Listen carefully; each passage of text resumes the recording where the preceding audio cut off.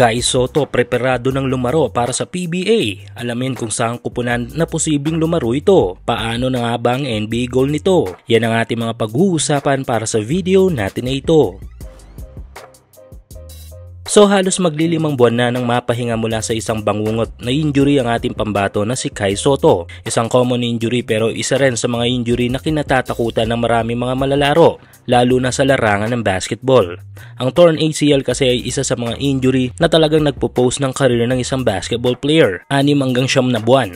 Depende pa sa edad, pangangatawan at desisyon ng kampo ng player kung kailan muling makakabalik ito sa game. Pero ganun pa man, ang maganda nga dito ay mostly sa mga malalaro na nadadali ng injury na ito ay nakakabalik naman ng maayos. Basta maganda ang pagkaka-repair ng parte na na-injured. Sa NBA marami ng mga players ang nadali ng ACL pero nakabalik naman sa game ng maayos. Tulad na lamang ni Zach LaVine, Kristaps Porzingis, Klay Thompson at Jamal Murray. Nito lang ay ang star player ng Dallas Mavericks na si Kyrie Irving ay na-injury din at na-torn din ang kanyang ACL sa left knee, parehong kaso ng kay Kai Ju. Pero hindi na nga tayo lalayo dahil ang kanyang mismong kapwa Twin Towers sa Gilas na si AJ Edu ay dumaan din sa mahabang healing process ng ACL injury. Pero ngayon ay dominante na muli sa Japan B-League.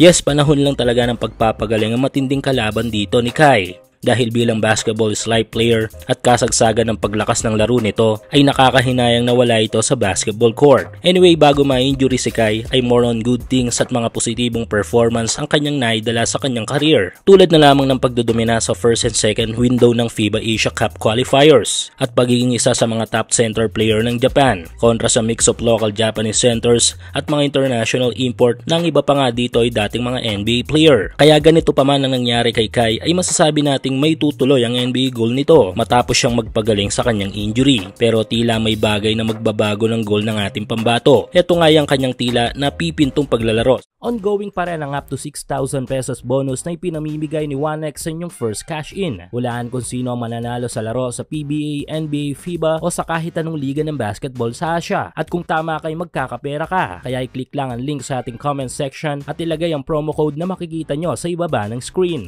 Sa ating pambansang liga na PBA, yes, tila preparado na si Kai Ju na lumaro sa ating pambansang liga. Nito lang sa larawang ito ay makikita na si Kai kasama ang PBA coach na si Coach Xiang Yao at si Coach Kaloy Garcia. Kasama din sa larawan ng mismong tatay ni Kai at ang coach nito sa Koshigaya Alpas. Dahil sa larawang ito ay kumalat ang kabi-kabilang balita na tila nalalapit na nga ang paglalaro ni Kai sa PBA. Idagdag pa natin dito ang naging komento ni Coach Xiang kung saan ay sinabi nito na kukuhanin niya raw si Kai sa kanilang kupunan. Ito nga yung rain or shine. Nito lang din ay naispatan si Kai na nanonood ng PBA game kasama pa rin ang tatay nito at ang kanyang coach sa B-League. Well, though sa ngayon in reality ay malabo pa itong mangyari. Pero kailangan nating tanggapin ang katotohanan na balang araw ay lalaro din si Kai sa ating pambansang liga. Pero hindi ito dahil sa wala na siyang malaruan internationally. Dahil kung iisipin ay maraming mga factors kung bakit. Ang una na nga dito ay Pinoy player ito at malaking boost sa ating local league kung lalaro siya dito. Pangalawa, dito nang galing ang kanyang ama na tiyak na bago ang NBA dream niya ay ang PBA muna ang una nitong pinangarap na laruan. At pangatlo ay walang masama bilang isang homegrown player na lumaro ka sa liga ng inyong bansa. Maraming mga NBA players ngayon at may mga parating pa na lumalaro o lumaro sa kanilang mga local basketball league bago nakuha sa NBA. Kaya ang Kai Sotto sa PBA